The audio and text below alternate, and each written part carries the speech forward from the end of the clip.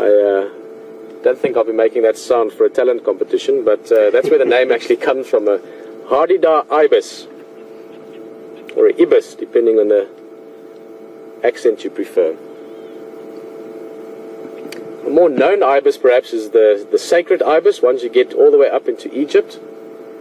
Hardidas are very, very common in southern Africa. In fact, in some of your big cities that have got big gardens and parks, Johannesburg for instance, Pretoria, you see a lot of Hardidas as well. Get them on your lawns, they're great. They take out worms and parasites and beetles and things out of the ground, and they have this very peculiar sound.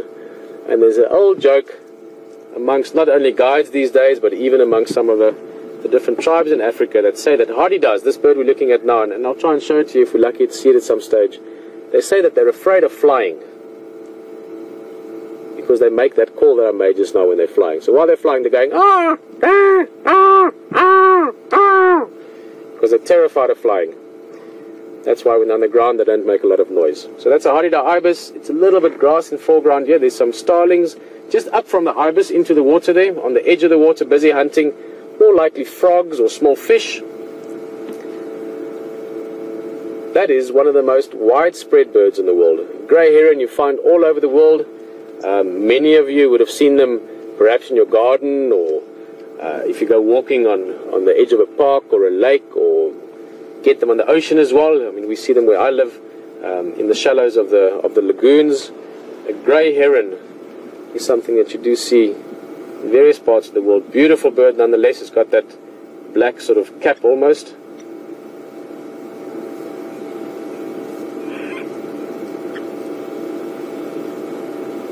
And as always, I've said it many times, I'm sure I'll say it many times again, this time of day is just so special. The sun is getting low, the colors are getting beautiful, you're getting nice contrast in the shadows. But not just that, you get an emotional sensation as well. You get this feeling of the day taking a breath, getting ready for the night now. It's cooling down a little bit, bird life picks up, wildlife normally picks up a bit. I'm still hoping to find a leopard around here somewhere. That's why we're back at the waterhole. We just decided to have a look at some of the bird life as well. But there is something very, very special about this sunset time, golden hour, crepuscular time. Alright, and having said that, there's something around the corner I want to investigate, and there's something at HT that you want to see, so enjoy it with Hayden. I will see you back here shortly.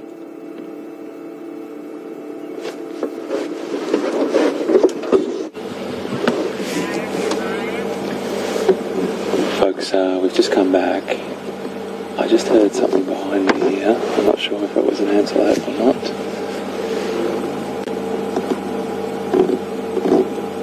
Can't see. Definitely something walking in there. He just turned his eyes around here as well.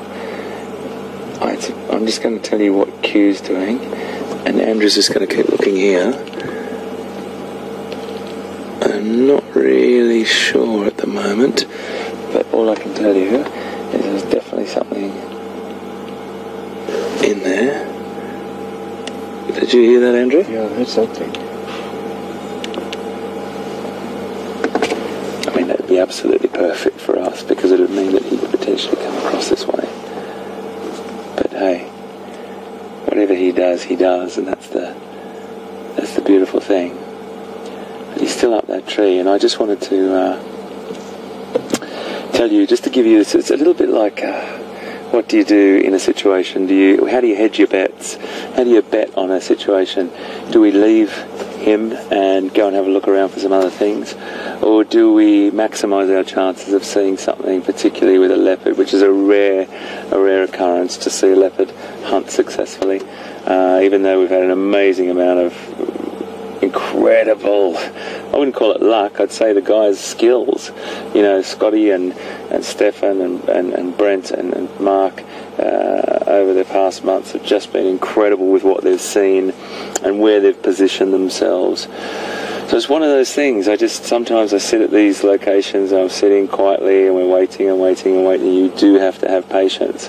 But just to talk about that a little bit, I'm not sure if many of you have been on a safari, and if you have, absolutely brilliant. If you haven't, that's why you're with us today on Wild Safari Live.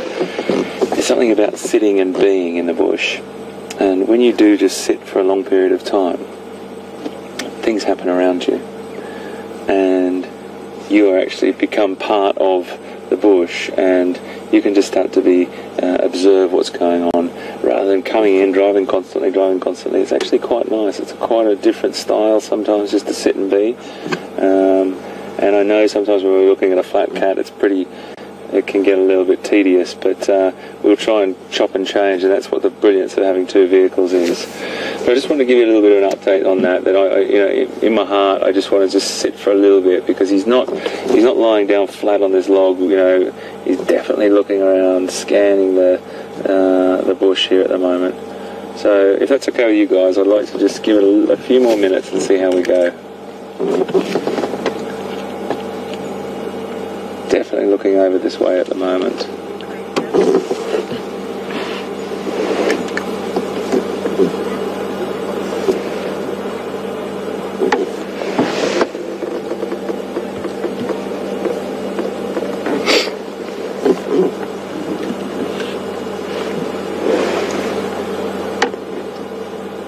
Well, Kathy in Tennessee, welcome to you, welcome aboard, great to have you with us, and thank you for your question. Kathy wants to know, do hyenas sort of follow leopards? Do they use their scent to find out how the leopard's hunting, and how do they actually keep sort of stealing leopards' food? Kathy, one of the interesting things is when a leopard's on the hunt, you normally will see a hyena or two in the vicinity.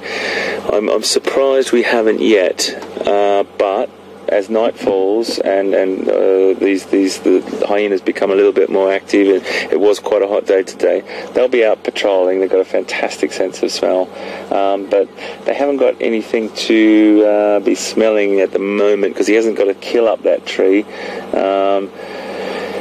It's the bush newspaper as well a little bit too, Kathy. There's so many signs that animals use to learn about other things that's going on. They might hear a leopard walking through, or very rarely, but they might see a leopard walking through. They might accidentally bump into each other on patrol. There's so many different ways it can happen, but it will definitely be when you do start to see leopard being trailed by hyena, when they've got to kill up a tree, is more often than not. It's really funny, Kathy, and everyone else listening and with us today on the drive. I've always been completely perplexed, completely amazed. This is one of the most fearsome cats on the planet, and they could take out a hyena easily. How they just get run up a tree by a hyena. It really amazes me. I mean, I know a hyena is a formidable hunter as well, but hyena doesn't have the ability to use its claws. That's for sure. It doesn't have that ability. It doesn't have that athleticism of a leopard. So a leopard's definitely got a huge advantage. But sure enough, and you know what? As comical as it can sound, I've a fox terrier, a domestic dog, a fox terrier. Those little tiny dogs, they can put a leopard up a tree. So there's a really sort of a funny side to leopards, where they're the king of stealth, and as I always say, the sort of the James Bond of cats.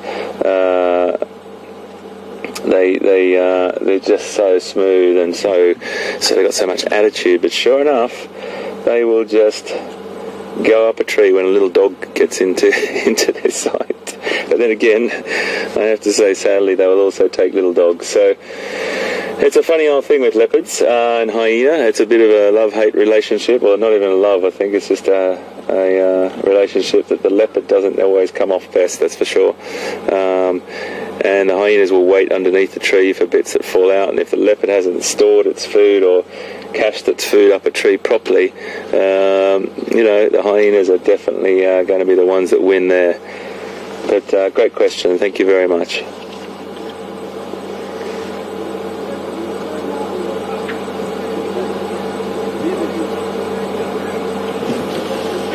Oh, fantastic.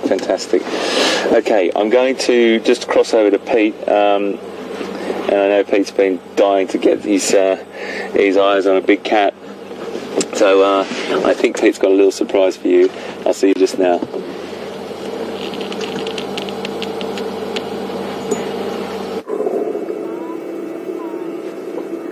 Hello everyone, and welcome back here. For those of you that are maybe new with us on these drives, Brian does these different thumbs every afternoon to say hello and when we go out. And we actually called this thumb what do we call it? The sun lion. The sun lion. I saw it, and Brian's a very good artist as well, by the way. And I'm building up to something, so don't go anywhere if you're sitting and watching at the moment. In fact, you might want to stand up soon. But we joked about the sun lion this afternoon. And we've had a brilliant afternoon. We've had great elephants earlier, if you missed the beginning of the drive. We've had beautiful wildlife around the waterhole, some lovely birds. Of course, the leopard has been awesome. HT has had a stunning leopard up a tree. And it would be great. Imagine we could see like a lion as well, just because there's a sun lion on Brian's thumb, the sun is busy setting. So we thought we'll just come and stop you in the road and see what we can find, because you never know what's around the next bend.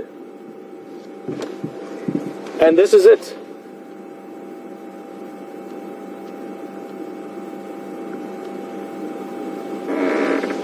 And he's doing what lions do best, lying around. And we have to say a big thank you to Brent. He found this a little bit earlier and let us know about it. So brilliant to find a lion. Big male. These guys have been around the last day or two around Boyatella here. This is the same guy, I presume, that HT saw this morning on the drive. And I must say,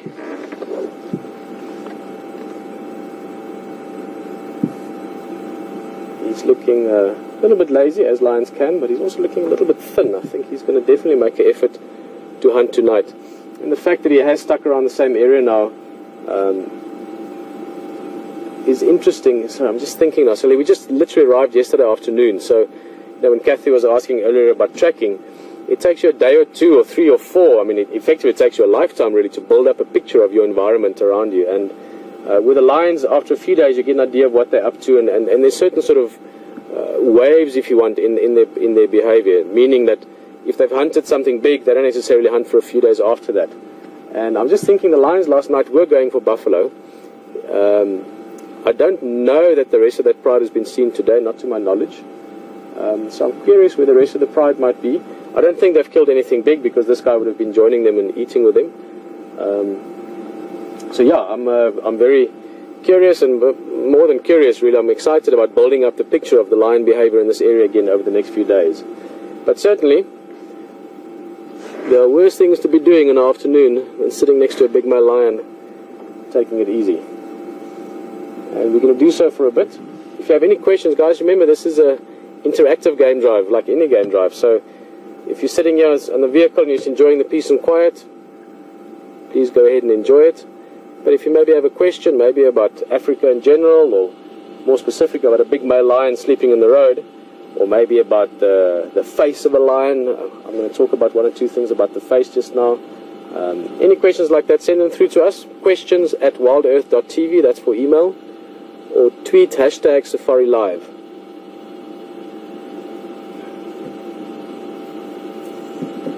I think let's get right in close in this guy's face, since we've got a great opportunity for it. Brian was showing us around the different parts just now. We'll look at the feet again just now. Here they're flicking away the flies. Even if you're the king of the world, or the king of the jungle, or the king of the bush, flies can still annoy you. One of the first things, when you look at, I love photography, I always have loved photography, and I know many of you do too. A lot of wildlife fans, or a lot of wildlife enthusiasts, or wildlife fanatics, depending where you want to fit into that, like photography because you see such beautiful things, and it's a nice way to share it with your friends. If you see a beautiful picture of a lion, one of the first ways to know that it's a wild lion photographed in the wild would be to look at the face. And this guy is a perfect example. You can see he's got lots of little scratches and marks and nicks on his face, between the nose and the eyes, all over there. That would be from thorn bushes sometimes during a hunt, from nails and teeth from other lions during frenzied feeding when they're hungry and they're all tearing into the same piece of carcass, fighting with other males, getting kicked in the face by anything like an impala, even warthogs. I know of lions that have been killed by warthogs. And people tend to think that lions just sort of walk around the bush and sleep when they want and eat what they want when they want. It's really not that easy. all the species have got their ways of surviving, either by escaping or by fighting. So wild lions always have got scars, especially the males, on the front of their faces. Guys, and this lion is sleeping. There's something happening a bit more full of action at HT's side, so enjoy it with Hayden. If this guy moves, we'll be right back with the lion again. Enjoy it.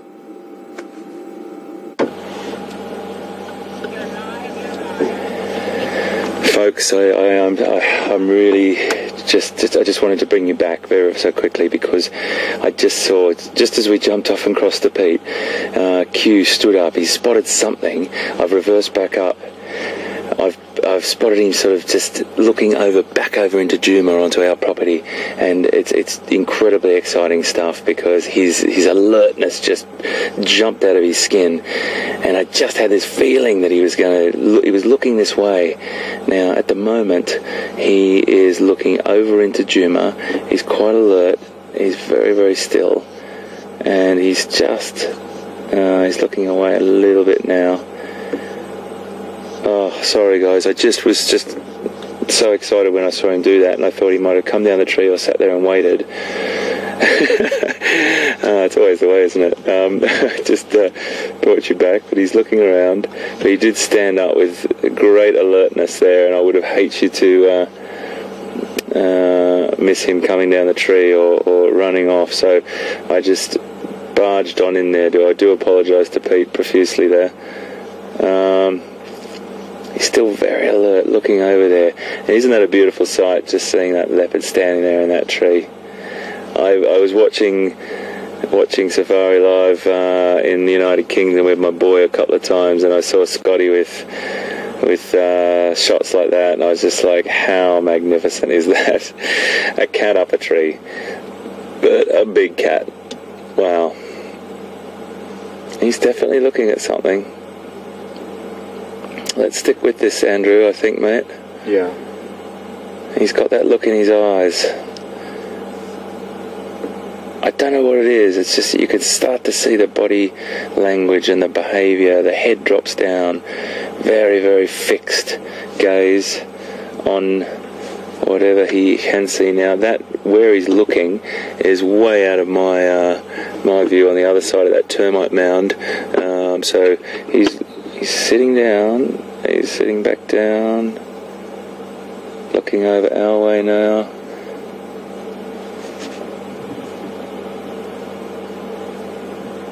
Looking directly sort of towards us.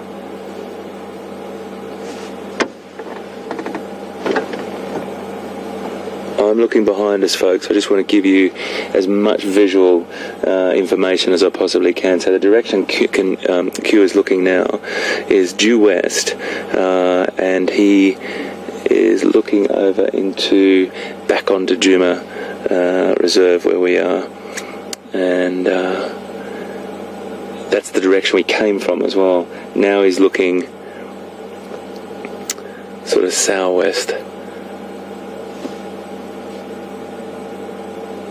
He ate about 2 days ago, from what the guys told me the other night, and that's about average, couple of days, depending on what he ate, how much he lost to hyena or whatever. But I just got this feeling in my bones. I don't know what it is, that you never know what's around that next corner.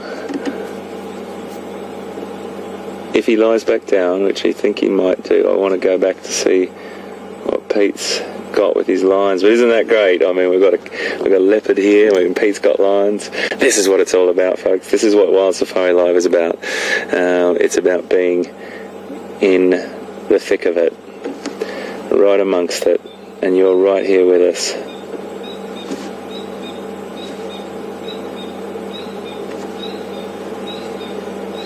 I mean, would an impala even be looking in the trees for him, or? No, an impala wouldn't be looking in the trees for him. He'd be up there with a great advantage. If he moved like that, and the branch shook like that, he might attract some attention. But if he stayed really still, he's facing the other direction now.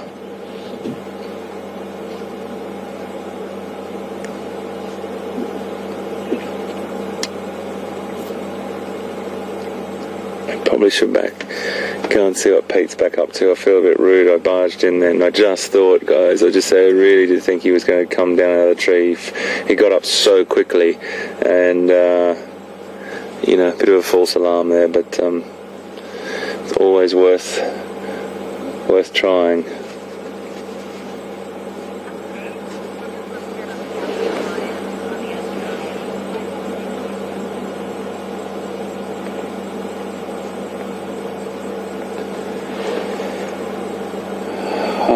I just had this feeling in my gut, guys. I just do have a feeling that if anything comes along, he's going to be taking advantage of the situation that he's in right now. He's purposefully put himself in that tree.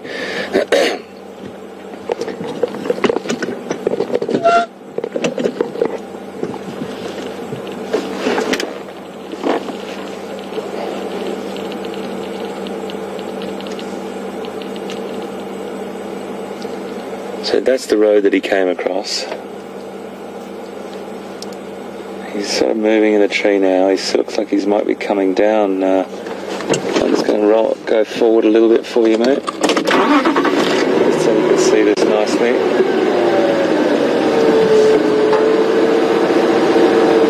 You watch this leap, folks. This is what he's going to leap. Beautiful. Going to see, I can just see him still a little bit there. He's right behind the tree.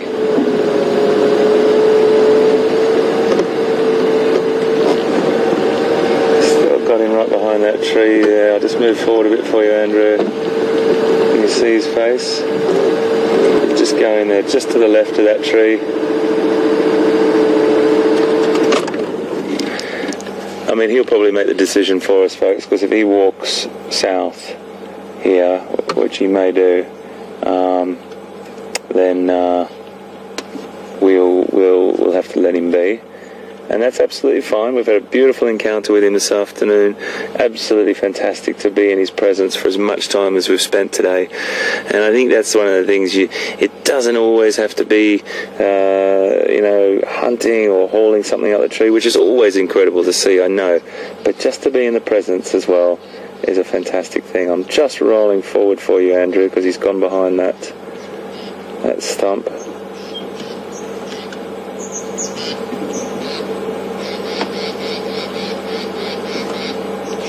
In the presence of leopard.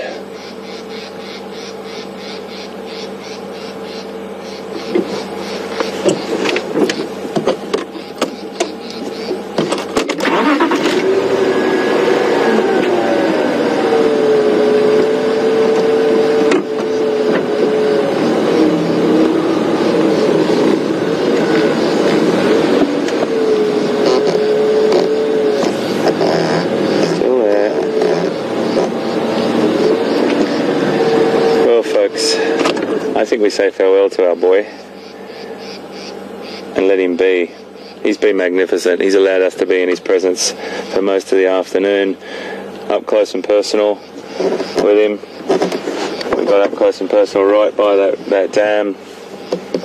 We had an amazing time just watching him. Then he got up, then he walked past the front of the vehicle so close that he was in reaching distance, and then watching him on this termite mount and this beautiful light as well.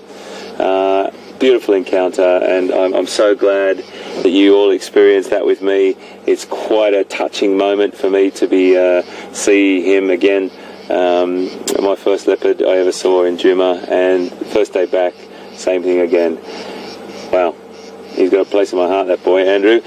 Not Andrew and I, first leopard together, and I tell you what, mate, thanks, buddy. Great spotting this afternoon.